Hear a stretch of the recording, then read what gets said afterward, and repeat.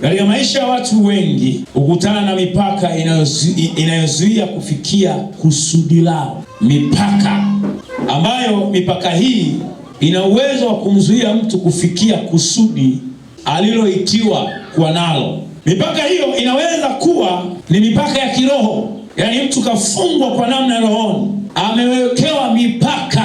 Kuna watu mipaka ya kiroho inawazuia hakuna kuongezeka, na hata kama akipambana anavyoweza akanunua kitu, unashangaa amekiuza, kwa sababu kuna mipaka aliyowekewa, hutaki kuvuka. Wameweka mipaka. Kwa kuna mipaka ya kiroho, na wakati mwingine anaweza kaa na miaka 20 kwenye wokovu. Hii mipaka ya kiroho ikawa imemfunga mtu miaka 50 kwenye wokovu, lakini ni aliyefungwa. Kuna mipaka ya kiroho ambayo inaweza ikamzuia kuingia mahali pa neema.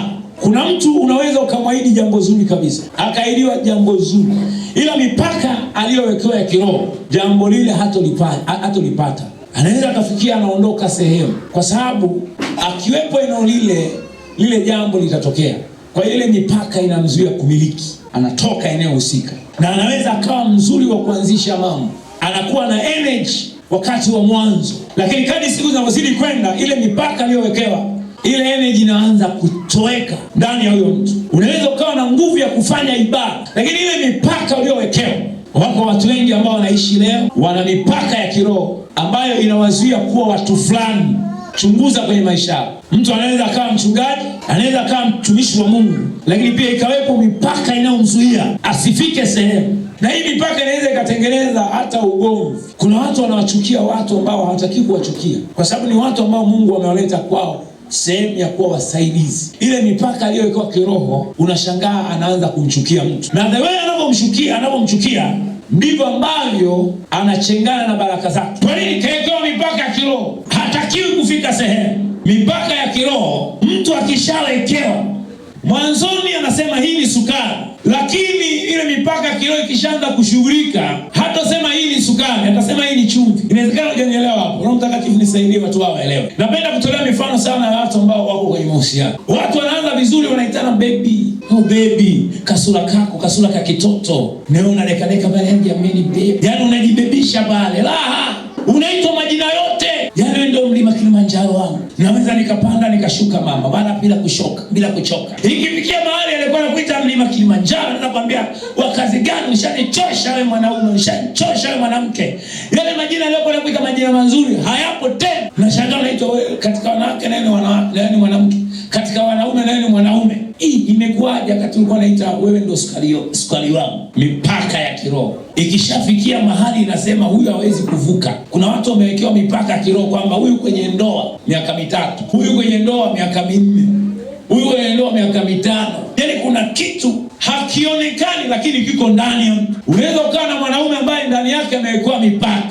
Unaweza ukawa na mwanamke ambaye ndani yake amewekewa mpaka. Unaweza ukawa na watoto ambao ndani yao wamewekewa mipaka ya kiroho isiyoonekana, hawatafika sehemu. Mtu anaweza akatamka kabisa huyu hataishi tumbo la 7.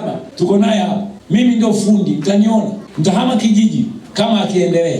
Ngome imetamkwa na watu wanatoa sadaka. Nasema hiyo imeisha. Unaweza ukawa na kasura kazuri. Of course kila mtu ana sura yake tu nzuri. Kwa sababu unasema wakazi gani, kuna mwingine anasema nampataje. Wewe unasema huyu sio handsome, kuna mwingine anasema yani huyo sasa ndio nayemtaka mimi. Mimi nasema ni mwanamke bana, hata mimi simuelewi. Kuna mwingine ndio anamuelewa. Kwa hiyo kila mmoja ana handsome wake, ana beautiful wake, si ndio? Mtu akiwekewa mpaka wa kiroho. Ndio maana leo kuna wanawake ambao ukisema ukimwangalia ni mrembo kweli, mpaka unajiuliza hao wanaume hawamuoni. Amewekewa mpaka wa kiroho. Na anaweza ukashangaa adui akatumia vile alivyo akaamua kujigeuza nje na utukufu wa Mungu. Mtu anaweza akaamua ishi maisha sasa kujuza, amewekewa mpaka wa kiroho. Kwa hiyo maisha mtu anaweza akawekewa mpaka wa kiroho. Mume akawekewa mpaka wa kiroho. Mke akawekewa mpaka wa kiroho. Watoto akawekewa mpaka wa kiroho. Familia hii hawataongezeka. Kuna watu wanakufa hawajawahi hata kununua gunia la mahindi kwa pamoja wayaweke ndani. Kuna mtu anaweza akaondoka duniani alishawekewa mpaka wa kiroho. Hawezi kununua hata kitanda weke ndani.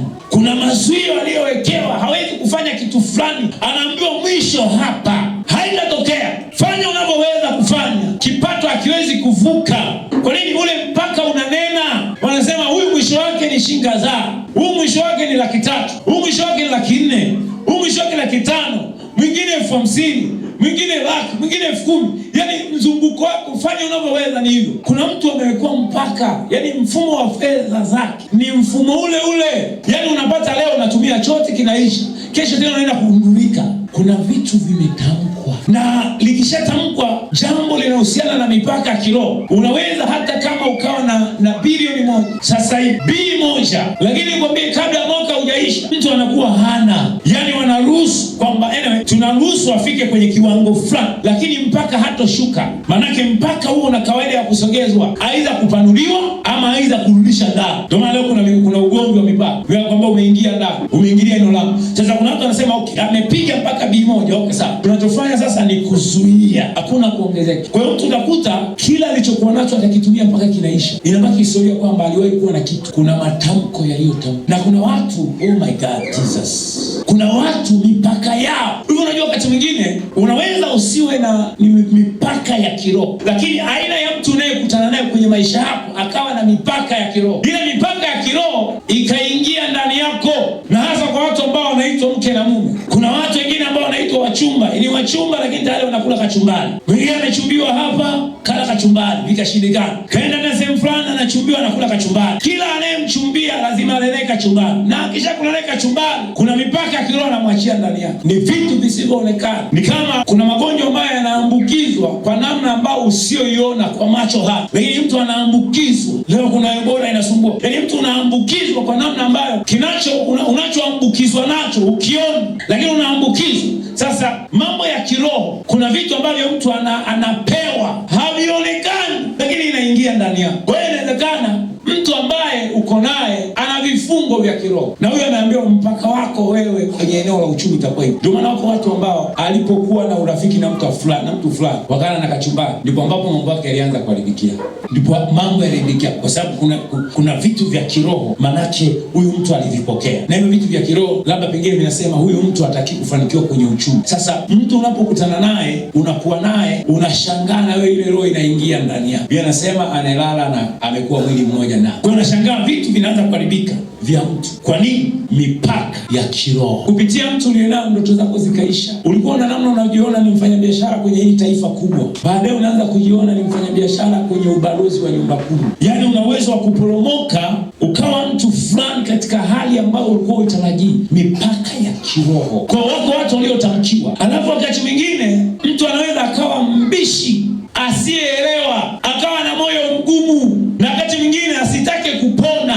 Na dalili mojawapo mipaka ya kiroho, kuna watu inawafanya kabisa hata maisha ya ibada wasiwe nayo. Chunguza, kuna mtu anaweza akaja kwenye ibada lakini unaweza usione kama huyu mtu kafanya ibada. Hebu uangalie waimbaji wale. Mwimbaji anaweza kaimba, Yesu anautaka moyo wako mama, anautaka moyo wako, ibada ya leo na injili ya leo, moyo wako anautaka. Anamaliza kuimba hapo, unamwona kanyanyuka huyo kaona. Hapo inawezekana katumiwa message, njoo ndio ba. Ila hapa alikuwa anawaimbia, anaimba Yesu anautaka moyo wako. Yeye anaubeba moyo, anaupeleka sehemu nyingine. Kwenye hii sekta unajua ndio shetani pia alikuwa amekaa.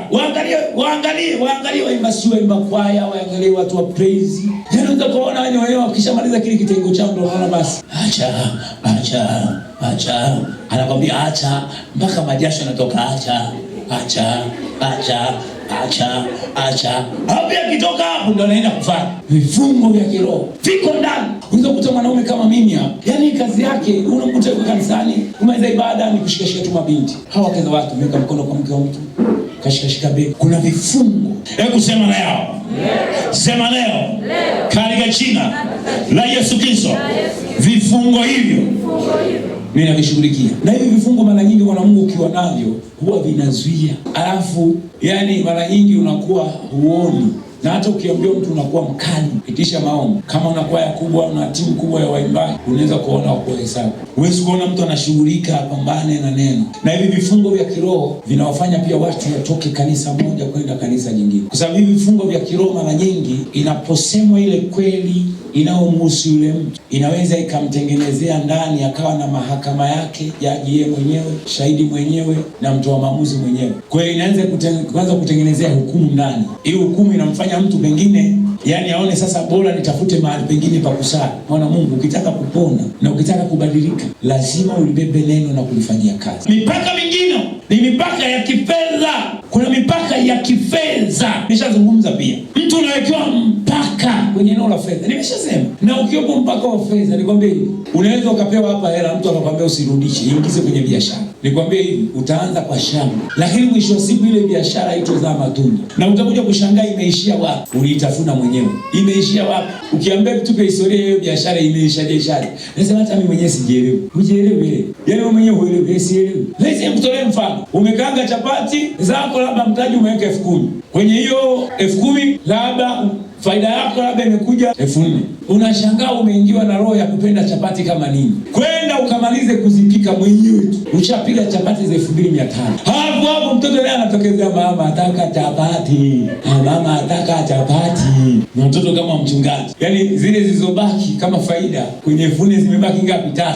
Na watoto wa mchungaji wako 5. Wanapiga zile 3.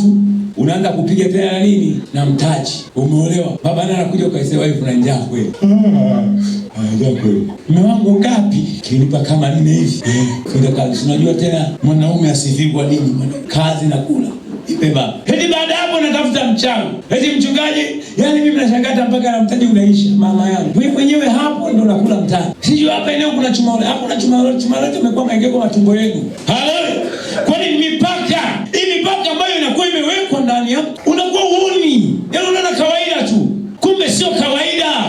Hebu sema mipaka ya kifedha niliyowekewa ya kutokuongezeka ninakataa katika jina la Yesu Kristo. Haleluya. Umewekewa mipaka, na ukishawekewa mipaka uko lazi uende kwa hao washirikina ufanye chochote, lakini sio kwenye nyumba ya ibada. Tukiwa na heka za hili eneo, mambo yamefika hapo. Nikamtumia mtu mmoja, nikamwambia tuchukulie hela sehemu. Akaenda kwa mtu mmoja. Kwa hiyo kana anaonekana ni yeye ndiye anayechukua hiyo hela. Yule mtu sio akaja akajuaje kwamba huyu mtu anachukua hela kwa kumpa nani? Mchungaji. Yule mtu akagoma, na alikuwa ameshamuita kwenda kumpa hela. Nikaanza baki na swali najiuliza, kwa nini mtu agome? Nilijifunza kitu. Anachokiamini yeye na wewe ni vitu vili tofauti. Kwa hiyo kama angekupa ile hela yake na alikuwa anaenda kufanya kazi ya Mungu, manake yeye angezofika. Kwa sababu ile hela ina matamko fulani kwenye madhabahu zao. Na mtu mmoja akaniambia zaidi. Naambia hivi kwa mfano, unaona kwa nini kwa mfano watu labda anakopa, anachukua labda hati ya kiwanja anampa mtu, anapewa hela. Akwambia wale anaweza kuichukua ile hati akaenda kwenye madhabahu kama hapo, akatoa sadaka na akatoa matamko. Let's say nyumba ni ya milioni 50. Mtu anaambia nipe milioni 10. Kwa hiyo anatamka kwamba hii hela kama alivyoichukua yaje matatizo kama uyoga. Atarejesha rejesho la kwanza la pili, atashinda. Riba yake na yenyewe ni nini wanaita nini? Kausha damu. Ndio unaanza kumwona mtu mbona unakonda? Tu mama unaona konda, maombi. Sio maombi, kausha damu. Kanisa letu tunafunga na kuomba sana. No, ongea vizuri tu. Kausha nini? Damu. Sasa yule anatamka, unashangaa ukipiga mishe zako vitu vinagoma, unarejesha mara ya kwanza, mara ya pili, ya tatu, ya 4 hautorejesha. Kausha damu yenyewe inazidi kupanda. Inafika kwenye chorus ambapo anajua kabisa huwezi. Anakuambia bana, nataka hela yangu. Mwanzoni anakufuatilia. Wewe mbona hujarejesha? Baadaye unashangaa anakata.